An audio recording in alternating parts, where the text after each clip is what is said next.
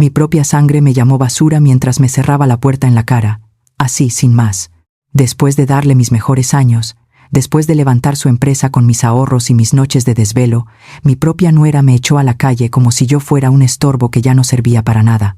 Nunca voy a olvidar ese martes maldito. Vanessa me entregó una caja de cartón vieja, con mis fotos y mi planta marchita, y me soltó el veneno directamente al alma. Ya no te necesitamos, Elena. Vete a buscar comida con los perros de la calle, que es para lo único que sirves ahora. Y lo peor, lo que realmente me rompió el corazón, fue ver a mi hijo Alejandro parado detrás de ella, agachando la cabeza y guardando un silencio cómplice. ¿Cómo es que terminé así? Yo soy contadora de profesión. Trabajé 20 años llevando los números de la familia, cuidando cada centavo para que a ellos nunca les faltara nada. Y de pronto, a mis 65 años, me vi durmiendo en el asiento trasero de mi viejo auto, temblando de frío en el estacionamiento de un supermercado y aceptando viajes de Uber a las 2 de la mañana solo para poder comprarme un café y no morir de hambre. Pasé semanas siendo invisible, aguantando humillaciones de gente que ni me miraba a la cara, hasta que una noche todo cambió. Subí a mi auto a un extraño que no buscaba una dirección en el mapa, sino que me estaba buscando a mí. Ese hombre no quería un viaje. Él buscaba a una heredera para entregarle un imperio que me pertenecía por derecho y que me habían robado en mi propia cara. ¿Quieres saber cómo la mujer que dormía en un coche se convirtió en la dueña de todo? Quédate conmigo hasta el final, porque esta historia apenas comienza. Para que entiendan mi dolor, tengo que contarles cómo empezó todo. Esa constructora que hoy tiene oficinas de lujo y edificios por toda la ciudad, no apareció de la nada. Yo la levanté piedra por piedra. Cuando mi esposo falleció, me quedé sola con Alejandro, que apenas era un niño. Vendí la casa de mis padres, saqué mis ahorros de toda la vida y trabajé de sol a sol como contadora para que esa empresa tuviera bases sólidas. Yo era la que se quedaba hasta las 3 de la mañana revisando facturas mientras mi hijo dormía tranquilo. Por años, mi oficina fue mi segundo hogar, el lugar donde puse cada gota de mi esfuerzo para asegurar el futuro de Alejandro. Pero todo cambió cuando Vanessa entró en nuestras vidas. Al principio parecía una mujer encantadora, pero apenas se casó con mi hijo, empezó a mostrar las garras.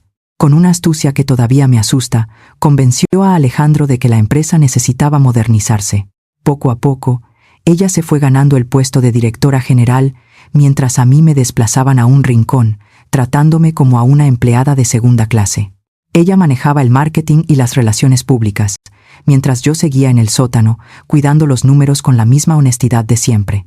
Aquel martes negro, Vanessa me llamó a su oficina. Ella estaba sentada detrás del escritorio de caoba que yo misma había comprado años atrás. A su lado estaba Alejandro, mirando hacia la ventana, evitando encontrar mi mirada. Sentí un escalofrío en la espalda apenas entré. Vanessa puso una carpeta sobre la mesa y me miró con una sonrisa que no llegaba a sus ojos. «Elena, tenemos un problema muy grave», me dijo con una voz fingidamente preocupada. «He estado revisando las auditorías de los últimos 3 meses y faltan más de 2 millones de pesos en las cuentas de los proveedores.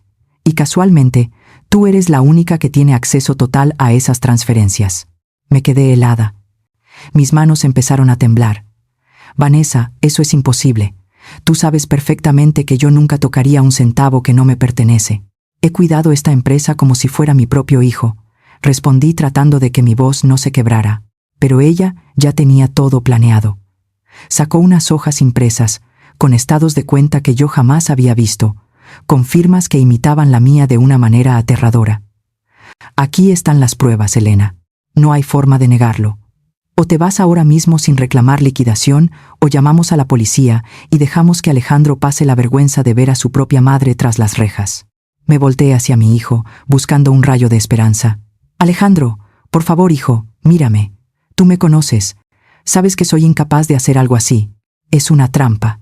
Ella está mintiendo», le supliqué con el corazón en la mano. Alejandro finalmente me miró, pero no vi amor en sus ojos, solo vi una frialdad que me caló hasta los huesos. «Mamá, los números no mienten», dijo con una voz monótona, como si estuviera leyendo un guión. «Vanessa dice que esto es lo mejor para todos. Ya no tienes la agilidad mental de antes. Tal vez te confundiste, pero no podemos arriesgar el prestigio de la constructora. Lo mejor es que recojas tus cosas y te vayas». En ese momento sentí que el mundo se me venía encima. No era solo el trabajo, Era mi hijo, el niño que yo había protegido de todo, dándome la espalda de la manera más cruel. Intenté defenderme. Quise gritar que esa empresa era mía, que el dinero que la fundó salió de mis manos, pero Vanessa se levantó y llamó a los guardias de seguridad. Me sacaron de mi propia oficina frente a todos mis empleados. Esos que antes me saludaban con respeto y ahora bajaban la cabeza con lástima. Salí a la calle con una caja de cartón, sintiendo el peso de la humillación en cada paso. Pero lo peor estaba por venir. Pensé que al menos tendría mi casa, el lugar donde me sentía segura, pero cuando llegué esa tarde, mi llave no giraba en la cerradura. Toqué el timbre con desesperación hasta que Vanessa abrió la puerta, apenas 1 centímetro. «¿Qué haces aquí, Elena?», me preguntó con un desprecio absoluto. «Es mi casa, Vanessa. Déjame entrar, estoy agotada», le dije casi sin fuerzas. «Te equivocas», respondió con una carcajada seca. «Alejandro puso la propiedad a nombre de la empresa hace 1 año, ¿no te acuerdas? Y como ya no trabajas para nosotros, ya no tienes derecho a este beneficio. Tus maletas están en el garaje. Alejandro y yo decidimos que necesitamos este espacio para el nuevo cuarto de juegos de los niños. Así que, por favor, retírate antes de que llame a la patrulla por invasión de propiedad privada». Vi a Alejandro asomarse por el pasillo, pero en cuanto me vio, se dio la vuelta y se encerró en su habitación. Me quedé parada en la acera, viendo cómo se cerraba la puerta de mi hogar, de mi vida, de todo lo que conocía. El sol se estaba ocultando y yo no tenía a dónde ir. Mi propio hijo me había dejado en la calle, sin un peso en la bolsa y con el corazón hecho pedazos, mientras mi nuera se burlaba de mi miseria. Esa noche, con el alma rota y las lágrimas secas, tuve que acomodar mi caja en el asiento trasero de mi viejo auto y tratar de entender cómo es que el amor de una madre pudo haber sido pagado con tanta maldad. No sabía qué iba a pasar mañana, solo sabía que estaba sola, completamente sola, en un mundo que de pronto se volvió oscuro y cruel. Dormir en un auto no es como lo muestran en las películas. No hay nada de romántico ni de aventurero en despertar a las 4 de la mañana con el cuerpo entumecido y los vidrios empañados por tu propio aliento. Esa primera noche en el estacionamiento de un supermercado de la Ciudad de México, sentí que el frío no solo me calaba los huesos, sino que me estaba congelando el alma. Me acomodé como pude en el asiento trasero, usando mi abrigo más grueso como manta y mis pocos libros de contabilidad como almohada. Cada vez que pasaba una patrulla o que escuchaba pasos cerca de la puerta, se me detenía el corazón. Yo, una mujer que siempre tuvo las sábanas limpias y el café caliente, ahora era una sombra escondida entre las sombras, rogando que nadie se diera cuenta de que mi coche era mi único refugio. Al amanecer, me lavé la cara en el baño de una gasolinera. Me miré al espejo y casi no me reconocí. Tenía los ojos hinchados y el cabello opaco, pero me obligué a enderezar la espalda. Saqué mi mejor traje sastre de la maleta, lo sacudí para quitarle las arrugas y me maquillé con cuidado. Todavía tenía mi título. Todavía tenía mi experiencia de 20 años manejando las cuentas de una constructora exitosa. Me dije a mí misma que alguien valoraría mi capacidad, que en algún lugar de esta ciudad enorme necesitaban a una contadora con mi ética y mi orden. Pero la realidad me dio una bofetada más fuerte que la de Vanessa. Recorrí despachos contables desde el centro hasta Santa Fe. Entraba a los edificios con mi carpeta bajo el brazo, tratando de proyectar seguridad, pero apenas llegaba a las recepciones, sentía las miradas de lástima de las secretarias jóvenes. En el primer despacho, un hombre que no pasaba de los 30 años revisó mi currículum sin siquiera invitarme a sentar. Me miró por encima de sus lentes y soltó una risita seca. «Señora Elena, su trayectoria es impresionante, de verdad, pero estamos buscando a alguien con más chispa, alguien que domine los nuevos sistemas de inteligencia artificial y que pueda aguantar el ritmo de esta oficina. Buscamos gente joven, con energía. Usted entiende, ¿verdad? ¿Que sí entendía?» Entendía perfectamente que me estaba llamando vieja. Entendía que para ellos yo ya era una reliquia, una pieza de museo que no servía para el mundo moderno. En otro lugar, una mujer de recursos humanos me dijo directamente que el perfil de la empresa era juvenil y que yo no encajaba en la cultura organizacional. Me cerraban las puertas en la cara antes de darme una oportunidad de demostrar que yo podía manejar sus cuentas mejor que cualquiera de sus empleados con chispa. Al final del día, caminaba por las banquetas sintiéndome invisible, como si el color de mi cabello cano fuera un aviso de que ya no tenía derecho a trabajar, ni a comer, ni a existir. Para el 5.º día, el hambre empezó a ser más fuerte que mi orgullo. Me quedaban apenas unos pesos en la bolsa. Compré un paquete de galletas y una botella de agua, y me senté en una banca de un parque a ver cómo la gente pasaba de largo. Abrí mi teléfono y vi un anuncio que parecía burlarse de mí. ¿Necesitas ingresos extra? Conduce con nosotros. Sé tu propio jefe. Al principio lo cerré con indignación. ¿Yo, una contadora profesional? ¿De chofer? Pero luego miré mis manos. Me dolía la espalda de dormir doblada en el asiento y recordé la cara de Vanessa diciéndome que fuera a buscar comida con los perros. El proceso de registro fue una humillación tras otra. Tuve que tomarle fotos al auto, enviar mis documentos, pasar exámenes de confianza. Cada vez que la aplicación me pedía una verificación, sentía que estaba mendigando, pero no tenía opción. Mi hijo no me llamaba. Mis amigos de la antigua vida se habían alejado al enterarse de mi supuesta deshonra, y el banco estaba a punto de bloquear mi tarjeta por falta de fondos. La primera noche que decidí activar la aplicación, me quedé sentada en el asiento del conductor durante 1 hora sin atreverme a aceptar un viaje. Eran las 8 de la noche, y la ciudad se veía amenazadora. Yo sabía lo que decían de la noche en México, de los peligros para las mujeres, de los asaltos. Tenía miedo, un miedo que me hacía castañear los dientes. Pero el hambre es más valiente que el miedo. Finalmente, sonó el teléfono. Un viaje corto, a 10 minutos de distancia. Me puse los lentes, sujeté el volante con fuerza y arranqué. Sentía que cada luz de semáforo era un foco de vigilancia. Mi primer pasajero fue un joven que ni siquiera me saludó. Se subió hablando por teléfono y me trató como si yo fuera parte de la maquinaria del coche. Me dolió, claro que me dolió. Pero cuando terminé el viaje y vi que habían caído los primeros 50 pesos en mi cuenta, sentí un alivio amargo. Esa noche hice 5 viajes. Terminé a las 2 de la mañana, con los ojos ardiendo por el cansancio y la tensión de cuidar que nadie me hiciera daño. Regresé a mi estacionamiento, el mismo de siempre, y me compré un sándwich barato en la tienda de conveniencia. Me lo comí ahí mismo, en la oscuridad, mientras las lágrimas se mezclaban con el sabor del pan seco. Me sentía derrotada, humillada, lanzada al abismo por la gente que más amaba. Estaba en lo más profundo, manejando un Uber para sobrevivir a los 65 años, sin imaginar que en esa misma oscuridad, el destino ya estaba moviendo las piezas para ponerme frente a la verdad que me cambiaría la vida para siempre. Porque la caída fue dolorosa, pero el suelo sobre el que aterricé escondía un tesoro que Vanessa y Alejandro nunca pudieron imaginar. Manejar por las calles de esta ciudad, siendo una mujer de mi edad, es como volverse transparente.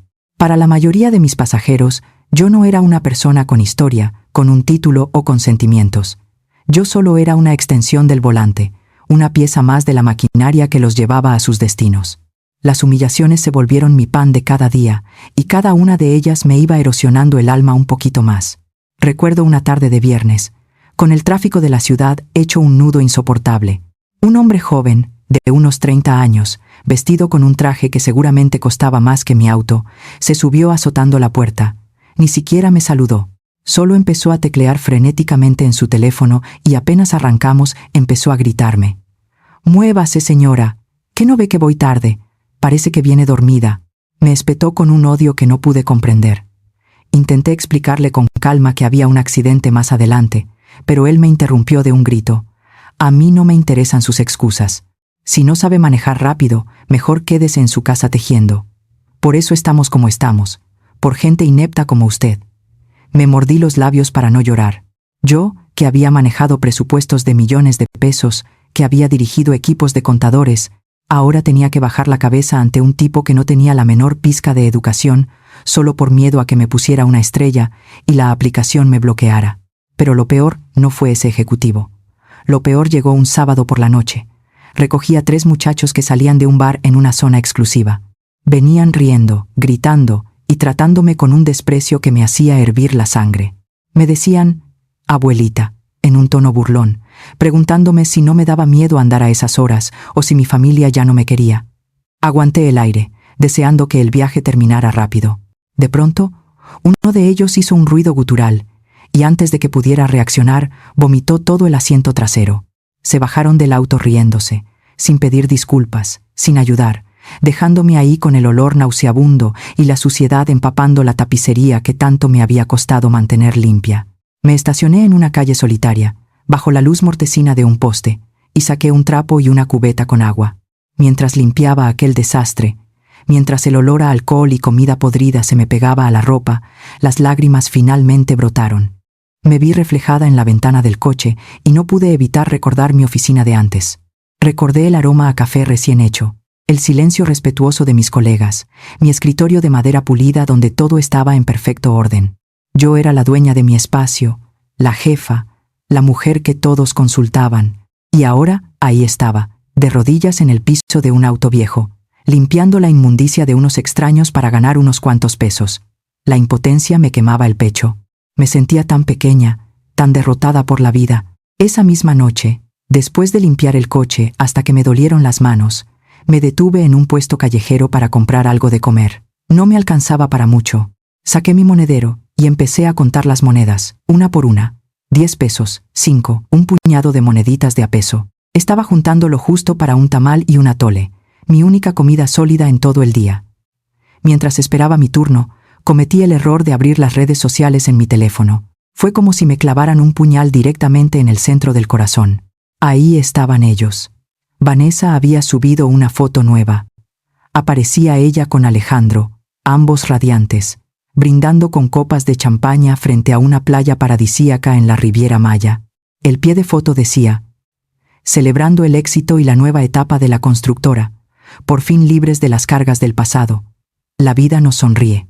Alejandro sonreía a la cámara, se veía relajado, feliz, como si su madre no existiera, como si no hubiera dejado a la mujer que le dio la vida a su suerte en la selva de asfalto.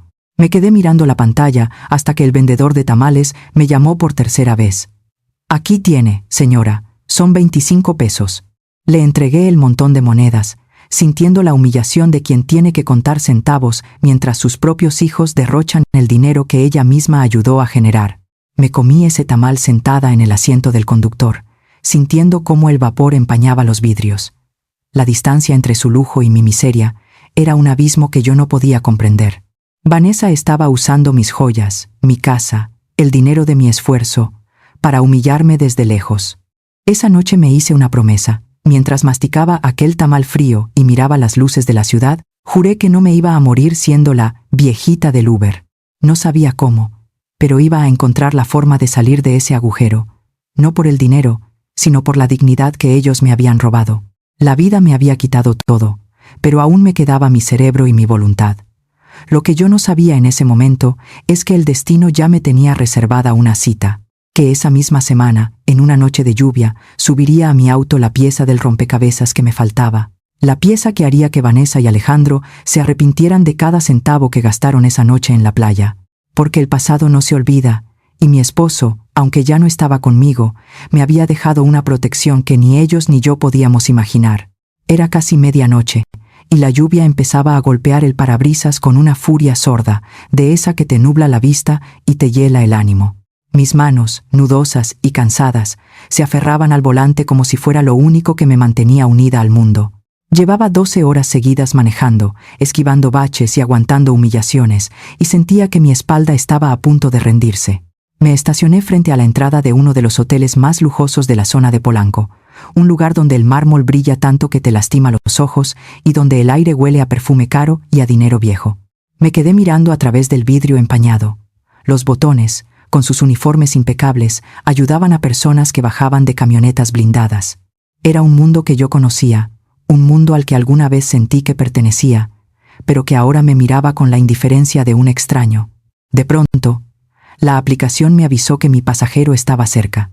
Un hombre mayor salió del hotel, caminando con una elegancia que el tiempo no había logrado encorvar. Usaba un traje gris oscuro, perfectamente cortado, y se apoyaba ligeramente en un bastón de madera fina con una empuñadura de plata. Tenía el cabello completamente blanco y una expresión de serenidad que contrastaba violentamente con mi cansancio y mi ropa desgastada. Cuando abrió la puerta trasera, un aroma a cedro y tabaco de alta calidad inundó el coche. «Buenas noches, señora. Espero que no sea mucha molestia el viaje a estas horas», dijo con una voz profunda y aterciopelada, de esas que exigen respeto sin necesidad de gritar. «Para nada, señor. Es mi trabajo.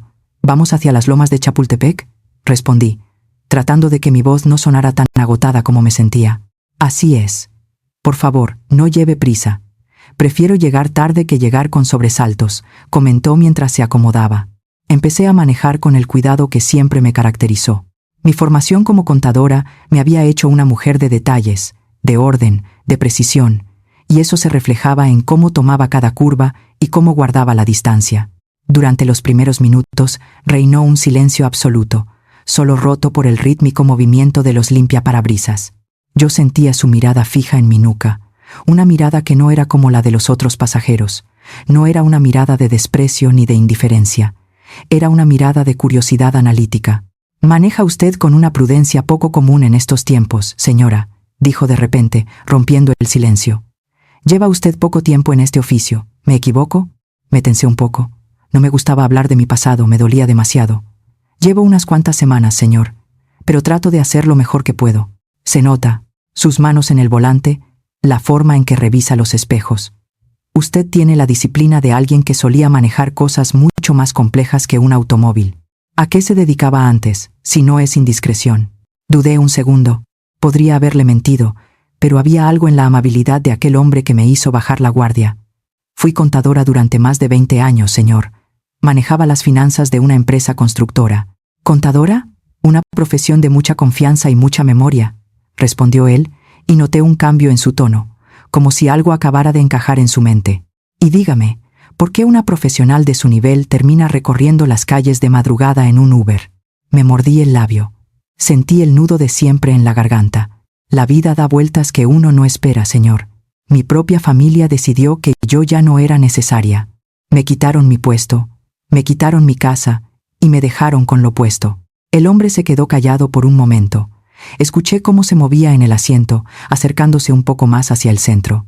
La familia suele ser la fuente de las mayores alegrías, pero también de las traiciones más oscuras. Me resulta difícil creer que alguien con su porte haya sido descartada así como así. De pronto, su voz se volvió más seria, casi urgente. «¿Podría hacerme un favor? Prenda la luz interior del auto por un momento. Necesito verificar algo». Me quedé sorprendida. ¿Qué querría este hombre? Pero algo en mi interior me empujó a obedecer. Alcé la mano y encendí la pequeña luz amarilla del techo. El resplandor iluminó mi rostro cansado, mis ojeras, mis canas que ya no me molestaba ocultar. En el espejo retrovisor vi cómo los ojos del hombre se abrían de par en par. Su rostro, antes sereno, se transformó en una máscara de asombro y emoción contenida. «No puede ser», susurró, y vi que su mano, la que sostenía el bastón, empezaba a temblar. «Por favor, detenga el auto. Deténgalo ahora mismo». Me asusté. Pensé que se sentía mal o que iba a pasar algo grave. Me orillé rápidamente en una calle solitaria, bajo la sombra de unos fresnos antiguos. Apagué el motor y me volteé para verlo, con el corazón martilleando contra mis costillas. El hombre me miraba fijamente, como si estuviera viendo a un fantasma. Esos ojos, esa forma de apretar los labios cuando está preocupada. No hay duda. «Por Dios, señora, ¿cuál es su nombre completo?» «Elena Pérez, viuda de González», respondí con un hilo de voz. Don Roberto soltó un suspiro que pareció arrancar un peso de décadas de su pecho. Sus ojos se humedecieron. «Elena, he pasado los últimos 15 años buscándote, he contratado investigadores, he rastreado cada registro, pero parecía que la tierra te había tragado después de que te mudaste de la ciudad». Se acercó más, extendiendo una mano hacia mí, pero sin tocarme, como si tuviera miedo de que me desvaneciera. «Tú eres la viva imagen de mi socio, de mi hermano de vida, Germán Pérez. No solo tienes su apellido, tienes su mirada. Germán no solo fue mi amigo, fue el hombre que me salvó de la ruina cuando empezamos hace 40 años. Me quedé paralizada. Germán, mi esposo. Él siempre me dijo que en su juventud tuvo un socio, alguien con quien intentó levantar un negocio de tecnología cuando nadie creía en eso, pero él siempre me dijo que ese proyecto había fracasado y que su socio se había ido al extranjero. Se equivoca, señor. Germán siempre me dijo que ese negocio no funcionó. Él murió pensando que no nos dejaba nada más que la casa y sus ahorros de la constructora, alcancé a decir. Roberto negó con la cabeza, con una sonrisa triste y llena de justicia. Germán te mintió para protegerte, Elena. Él tenía miedo de que el éxito nos destruyera antes de tiempo. Pero ese negocio no fracasó. Ese proyecto se convirtió en lo que hoy es Synergy Technologies, el imperio que domina el mercado de software en todo el país. Y según los documentos que firmamos ante notario en 1987, el 50% de esa empresa le pertenece a sus herederos legales. Me apoyé contra la puerta del auto, sintiendo que el aire se me escapaba. ¿Qué está diciendo? Estoy diciendo, Elena, que mientras tú manejas este auto para sobrevivir y tu nuera se burla de tu pobreza, tú eres dueña de una fortuna que ni en 100 vidas podrían gastarse. Yo no buscaba un viaje esta noche. El destino me puso en tu camino porque era hora de que la hija del hombre que construyó este imperio reclame lo que es suyo por derecho. Mañana mismo, Elena, el mundo va a saber quién eres realmente. En ese momento, bajo la luz mortecina del coche y el ruido de la lluvia, entendí que mi caída al abismo no había sido el final, sino el impulso necesario para encontrar la verdad que Vanessa había intentado enterrar bajo 1000 mentiras. Mi esposo nunca me abandonó. Me había dejado un tesoro que estaba esperando el momento justo para salvarme. Y ese momento era ahora. Roberto se acomodó en el asiento trasero, soltando un suspiro que parecía cargar con el peso de toda una vida. Sus ojos, nublados por los años pero brillantes por la emoción, no se apartaban de los míos.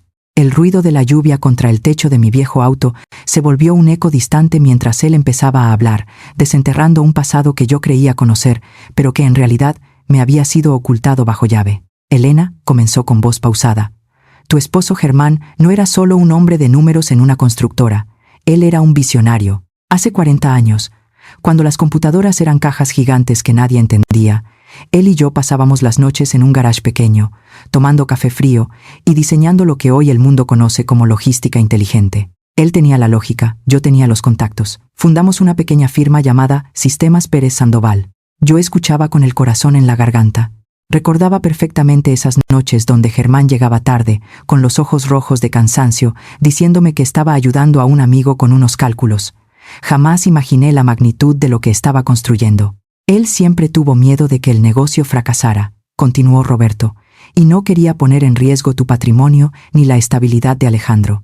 Por eso, acordamos mantener la propiedad de la empresa a través de un fideicomiso privado. Con el tiempo, esa pequeña firma se transformó en Synergy Technologies. Hoy, prácticamente todas las grandes corporaciones del país usan el software que tu esposo ayudó a crear. Somos un imperio, Elena, un imperio que factura miles de millones al año. Me sentía mareada. Mis manos, todavía húmedas por haber limpiado el coche horas antes, empezaron a hormiguear. Pero Roberto, interrumpí con la voz quebrada, si eso es cierto, ¿por qué nunca supe nada? Cuando Germán murió hace 15 años, solo recibí lo de la constructora y el seguro de vida. ¿Por qué me dejaron sola? El rostro de Roberto se endureció, transformándose en una expresión de pura indignación. Esa es la parte que me ha quitado el sueño durante años. Yo no te dejé sola. Desde el día del funeral, envié a mis abogados personales a tu casa. Mandamos notificaciones legales, cartas certificadas del fideicomiso y citatorios para que tomaras posesión de tu lugar en la junta directiva. Pero siempre recibíamos la misma respuesta. Se nos decía que tú estabas demasiado afectada, que habías delegado todo el poder legal en tu hijo y tu nuera, y que no querías saber nada de los negocios de Germán. Un relámpago iluminó el interior del auto, y en ese segundo de claridad, la verdad me golpeó con la fuerza de un mazo. En aquella época, poco después de la muerte de mi esposo, Vanessa ya estaba instalada en nuestra casa. Ella se ofrecía a recibir toda la correspondencia. Decía que no quería que yo me estresara con facturas o papeles legales mientras vivía mi duelo. Yo me encargo de los trámites, suegra. Usted descanse. Me decía con esa voz melosa que ahora me provocaba náuseas. Ella y Alejandro interceptaron cada carta, cada documento legal que venía de Synergy Technologies. Me hicieron creer que estábamos en crisis para que yo les cediera el control total de mis finanzas mientras ellos guardaban bajo llave la llave de mi verdadera fortuna. Fue un robo legal, planeado con una frialdad quirúrgica. Roberto sacó una tableta electrónica de su maletín de cuero y me la entregó. Sus dedos temblaban ligeramente. Mira esto, Elena, no son solo palabras, estos son los estados de cuenta actualizados de tu participación accionaria. Acerqué la pantalla a mis ojos, tratando de enfocar la vista. Al principio no entendía los números, eran demasiados ceros. Pero luego, la cifra se hizo clara, grabándose en mi mente como fuego. 830 millones de dólares en acciones. Y debajo, otra cifra que me quitó el aliento. 52 millones de dólares en dividendos acumulados. Dinero en efectivo que había estado generando intereses en una cuenta protegida, esperando a que la verdadera dueña apareciera. Me apoyé contra el volante, sintiendo que el pecho me iba a explotar. Mientras yo contaba monedas para comprar un tamal, mientras dormía doblada en un asiento lleno de frío, mientras mi nuera me humillaba diciéndome que buscara comida con los perros. Yo era una de las mujeres más ricas del país. Cada insulto de Vanessa, cada desprecio de mi hijo por mi falta de agilidad mental, todo había sido parte de una obra de teatro para mantenerme en la miseria mientras ellos disfrutaban de las sobras de mi imperio. Elena, dijo Roberto con firmeza, tomándome suavemente de la mano, el 50% de Synergy Technologies te pertenece. Vanessa y Alejandro creen que ganaron, que lograron enterrar tu nombre en el lodo de las calles. No saben que acabas de resucitar. Ese dinero ha estado bloqueado por una cláusula de supervivencia que Germán puso. Solo tú, con tu firma y tu huella, podías liberar esos fondos después de cumplir 65 años. Por eso te echaron de la casa justo ahora. Querían desesperarte. Querían que te pasara algo o que firmaras cualquier papel por un plato de comida antes de que descubrieras la verdad. Me enderecé en el asiento. Las lágrimas que caían por mis mejillas ya no eran de tristeza, eran de una rabia helada y cristalina. Ya no me sentía vieja, ya no me sentía cansada. La adrenalina de la justicia empezó a correr por mis venas. Vanessa pensó que me había enviado con los perros de la calle, pero se le olvidó que los perros saben morder cuando los acorralan. Miré a Roberto a través del espejo. Mañana no voy a salir a manejar este Uber, Roberto. Mañana quiero que me lleves a la oficina más alta de ese imperio. Es hora de que mi hijo y esa mujer aprendan que la contadora todavía sabe llevar muy bien las cuentas y que el saldo que me deben es una deuda que van a pagar con cada centavo de su orgullo. Roberto sonrió, una sonrisa de victoria compartida. Así se habla, Elena. El mundo de los negocios no sabe lo que le espera, porque no hay nada más peligroso que una mujer que lo perdió todo y descubrió que, en realidad, lo tenía todo. Aquella noche, mientras regresaba a mi lugar de descanso por última vez, el motor del auto ya no sonaba a derrota. Sonaba a la calma antes de la tormenta que iba a borrar a Vanessa de mi mapa para siempre. El secreto de hace 40 años finalmente había salido a la luz, y con él, el poder para reclamar mi trono. Roberto guardó silencio por un momento, dejando que las cifras de los millones se asentaran en mi cabeza, pero su mirada se volvió aún más sombría. Yo sentía que el aire dentro del auto se agotaba, como si la verdad fuera un peso físico aplastándome los pulmones. Estaba temblando, no de frío, sino de una indignación que me recorría cada nervio. «Hay algo más que debes saber, Elena», dijo Roberto, bajando el tono de su voz, como si las paredes de la noche tuvieran oídos. «Esto no fue una serie de coincidencias desafortunadas. Lo que tú viviste fue una cacería diseñada con una precisión quirúrgica.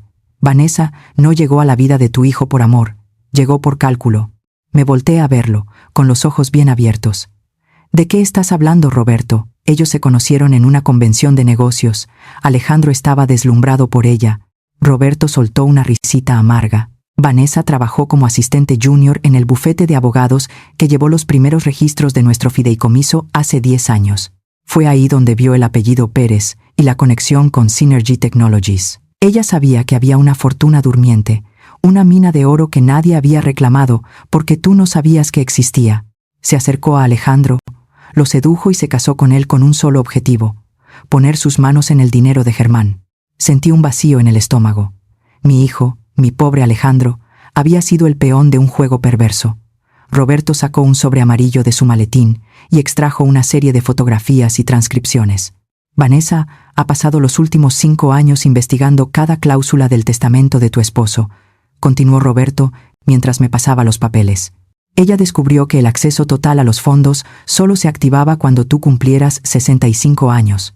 Por eso, en cuanto soplaste las velas de tu último cumpleaños, su plan entró en la fase final. Tenía que sacarte del camino, tenía que aislarte de Alejandro y destruir tu reputación para que, cuando el dinero se liberara, tú estuvieras demasiado hundida o demasiado incapaz para reclamarlo». Mis manos pasaron las hojas. Eran informes de un investigador privado que Roberto había contratado para vigilar los movimientos sospechosos alrededor de la empresa. Vi registros de llamadas de Vanessa a abogados de dudosa reputación. Pero lo que me heló la sangre fue cuando Roberto sacó una grabadora pequeña y presionó el botón de reproducción. La voz de Vanessa llenó el habitáculo del auto. Era esa voz fría y prepotente que yo tanto odiaba, pero esta vez sonaba aún más oscura. «Escúchame bien», decía Vanessa en la grabación, hablando con alguien que Roberto identificó como un abogado corrupto. «La vieja ya está fuera de la casa. Está viviendo en su coche, está acabada. Necesito que aceleres el proceso de interdicción.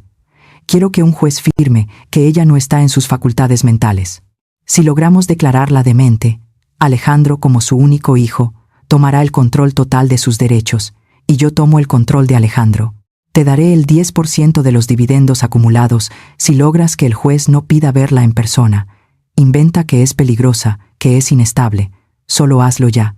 Me llevé las manos a la cara, ahogando un grito. Esa mujer no solo quería mi dinero, quería borrarme como ser humano. Quería que terminara mis días en un manicomio, encerrada y olvidada, mientras ella brindaba con el sudor y la sangre de mi esposo. Ella intentó sobornar a 3 de nuestros consejeros legales para que liquidaran tus acciones en secreto, añadió Roberto con un desprecio evidente. Les ofreció millones para que falsificaran tu firma en una transferencia de derechos. Por fortuna, en Synergy Technologies somos leales a la memoria de Germán. Uno de los abogados me alertó de sus movimientos, y fue ahí cuando empecé a seguirle el rastro de cerca. Vanessa estaba convencida de que tú, siendo una viejita indefensa, te rendirías o desaparecerías en la miseria antes de que nosotros pudiéramos encontrarte. La traición me quemaba por dentro. Vanessa había planeado cada paso de mi humillación, cada insulto, cada vez que me llamó inútil, cada vez que me dijo que fuera a comer con los perros, era parte de un guión para quebrarme la voluntad. Y Alejandro, mi propio hijo, estaba ahí, permitiendo que su madre fuera destruida pieza por pieza porque estaba cegado por una mujer que nunca lo quiso. ¿Alejandro sabe esto?, pregunté con la voz rota. Tu hijo es un tonto, Elena, pero no creo que sea un criminal, respondió Roberto. Ella lo ha manipulado haciéndole creer que tú tienes un inicio de demencia senil y que el dinero de la empresa corre peligro por tus errores. Ella le hizo creer que echarte de la casa era un acto de amor para que buscaras ayuda profesional. Lo tiene viviendo en una burbuja de mentiras. Cerré los puños con tanta fuerza que las uñas se me enterraron en las palmas. La tristeza se evaporó y fue reemplazada por una claridad gélida. Vanessa pensó que yo era una presa fácil, una mujer de la tercera edad que se doblaría ante la primera tormenta. Pero ella se olvidó de algo fundamental. Yo soy contadora. Yo sé que cada deuda debe pagarse, y ella tiene una cuenta pendiente conmigo que no se salda con dinero. Miré a Roberto a los ojos, con una determinación que nunca antes había sentido. Roberto, gracias por buscarme. Gracias por no dejar que el legado de mi esposo cayera en manos de ese monstruo. Pero ahora, necesito que me ayudes a preparar la auditoría más grande de mi vida. Mañana no solo voy a reclamar mis acciones. Mañana voy a entrar a esa constructora y voy a desmantelar la red de mentiras de esa mujer frente a mi hijo. Quiero ver su cara cuando se dé cuenta de que la viejita del Uber es ahora la mujer que tiene el poder de dejarla en la calle, exactamente como ella hizo conmigo. Roberto asintió, con una sonrisa que era casi una bendición de guerra. Todo está listo, Elena. Los documentos, las grabaciones y la junta directiva de Synergy Technologies están de tu lado. Mañana, Vanessa va a descubrir lo que pasa cuando intentas robarle a la familia de Germán Pérez. Encendí el motor del auto. Ya no sentía el cansancio de las 12 horas de manejo. Me sentía poderosa. El viaje más importante de mi vida no era el que acababa de hacer con Roberto, sino el que iba a emprender mañana hacia la justicia. Vanessa quería que comiera con los perros, pero se le olvidó que los lobos también son familia de los perros, y yo estaba lista para recuperar mi territorio. Esa mañana no me despertó el frío del estacionamiento ni el ruido de los camiones de basura. Me desperté en una suite de sábanas de seda que acariciaban mi piel, en un silencio absoluto que solo el dinero puede comprar. Roberto se encargó de todo. No quería que fuera simplemente presentable. Quería que mi apariencia fuera un grito de guerra. Me miré al espejo después de que la estilista terminó su trabajo. Llevaba un traje sastre de color azul marino, de una lana tan fina que parecía fluir como el agua, y un collar de perlas que Germán me había regalado años atrás, y que Vanessa no pudo robarme porque lo tenía escondido en el fondo de una caja de zapatos vieja. Ya no veía a la mujer cansada y ojerosa que limpiaba vómito de los asientos. Veía a la contadora, a la fundadora, a la dueña. Veía a una mujer que estaba a punto de cobrar una factura pendiente. Un chofer me esperaba en la puerta del hotel con una camioneta negra blindada. Al subir, sentí que finalmente estaba recuperando mi lugar en el mundo. Roberto iba sentado a mi lado, revisando unos documentos en su tableta. Hoy es el día, Elena. La constructora de tu hijo está al borde de la quiebra por los malos manejos de Vanessa. Necesitan una inyección de capital urgente y han estado suplicando una reunión con el fondo de inversión de Synergy Technologies. No tienen idea de quién es la persona que firma los cheques. Llegamos al edificio de la constructora, ese lugar que levanté con mis propios ahorros. Al bajar, Los mismos guardias que me habían sacado a empujones hace semanas se cuadraron ante nosotros, abriéndonos las puertas de cristal con una reverencia. Caminé por el vestíbulo con pasos firmes, el sonido de mis tacones resonando contra el mármol como una cuenta regresiva. La recepcionista, la misma que me miró con asco la última vez, ni siquiera me reconoció bajo mi nueva armadura de poder. Dígale a la directora Vanessa y al señor Alejandro que la representación de Synergy Group ha llegado para la firma del acuerdo de adquisición, dije con una voz tan gélida que la chica se puso pálida de inmediato. Nos escoltaron hasta la sala de juntas principal. Antes de entrar, me detuve un segundo para respirar. Detrás de esas puertas dobles de madera estaban las dos personas que más me habían herido. Entramos. La sala estaba en penumbra, con una presentación proyectada en la pared. Vanessa estaba de pie, gesticulando con nerviosismo, mientras Alejandro se hundía en su silla, luciendo 10 años más viejo de lo que recordaba.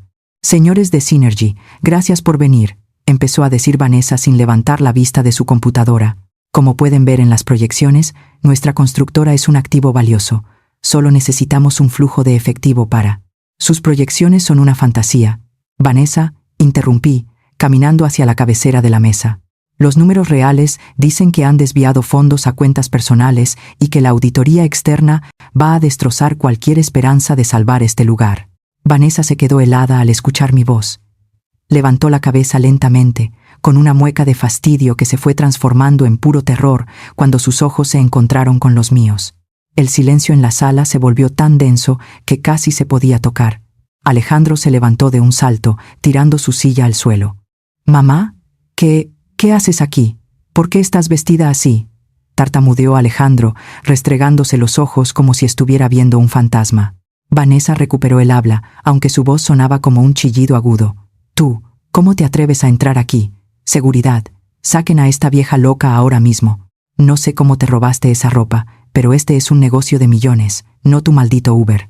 Roberto dio un paso al frente, poniendo una carpeta de cuero negro sobre la mesa con un golpe seco. «Señora Vanessa, le sugiero que cuide su lenguaje.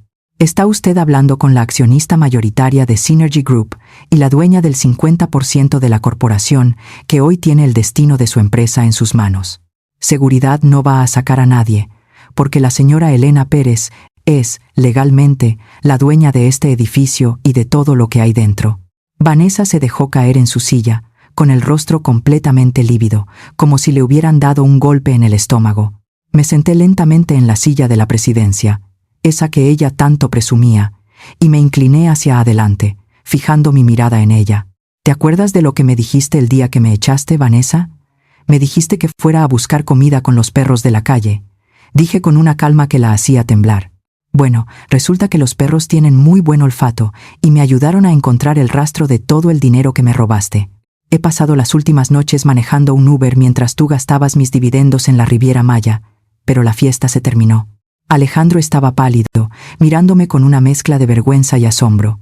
«Mamá, yo no sabía. Yo pensé que la empresa de papá se había perdido. Vanessa me dijo que tú estabas perdiendo la razón». «Lo que tú pensaras ya no importa, Alejandro», le respondí sin quitarle la vista de encima a Vanessa. «Permitiste que humillaran a tu madre por un puñado de mentiras. Ahora, aquí están las condiciones. Synergy Group va a absorber la constructora. Vanessa, estás despedida de inmediato. Y esta vez no hay caja de cartón. Hay una demanda penal por fraude y falsificación que mis abogados ya presentaron. Y tú, Alejandro, tú vas a aprender lo que es trabajar desde abajo, porque a partir de hoy ya no tienes voz ni voto en este lugar». Vanessa intentó gritar, intentó lanzarse hacia mí con las uñas por delante, pero Roberto hizo una señal y 2 hombres de seguridad, de los de verdad, la tomaron de los brazos. Ver su cara de desesperación, ver cómo su mundo de cristal se hacía pedazos frente a la vieja inútil que ella misma creó, fue la catarsis más grande de mi vida. Me recosté en la silla, sintiendo el peso del poder real. La dueña había vuelto, y el Uber de mi vida acababa de dejarme exactamente donde pertenecía, en la cima. El golpe final no fue por venganza, sino por pura justicia. Presenté ante Alejandro y Vanessa la factura del préstamo inicial que mi esposo le otorgó a su hijo hace 20 años. Ese dinero salió de mi trabajo y, con los intereses acumulados, la deuda era tan grande que me permitió tomar el control total de la constructora de inmediato. Vanessa fue retirada por el personal de seguridad, sin un solo centavo en la bolsa y con una demanda penal por fraude y falsificación que la mantendrá ocupada en los tribunales por mucho tiempo. A Alejandro lo perdoné, porque después de todo sigue siendo mi sangre, pero puse límites muy claros. Si quiere recuperar mi confianza, tendrá que trabajar como un empleado más, desde el archivo, aprendiendo lo que cuesta ganarse la vida con honestidad y sin pisotear a nadie. Sin embargo, mi verdadera redención no estuvo en el dinero ni en las oficinas de lujo. Con los millones acumulados en dividendos, creé la Fundación Germán Pérez, un refugio y centro de apoyo para conductores de la tercera edad que, como yo, fueron lanzados al olvido por sus familias o por la sociedad. Hoy les devolvemos la dignidad, dándoles asesoría legal y recursos para que nadie vuelva a robarles su patrimonio ni su paz. Cada vez que ayudo a una persona a salir de esa oscuridad, siento que finalmente he honrado el legado de amor y protección que mi esposo dejó para mí. Vanessa se fue de la ciudad, desterrada por su propia ambición y vergüenza, mientras yo camino hoy con la frente en alto. Aprendí que el poder real no está en la cuenta bancaria, sino en saber que nadie puede definir tu valor si tú misma no lo permites. Si crees que la justicia tarda pero llega, dale like a este video. Suscríbete para no perderte estas historias que nos enseñan que nunca es tarde para reclamar nuestro lugar en el mundo. Comenta. Justicia para Elena, para que yo sepa que me acompañaste hasta el final de este viaje.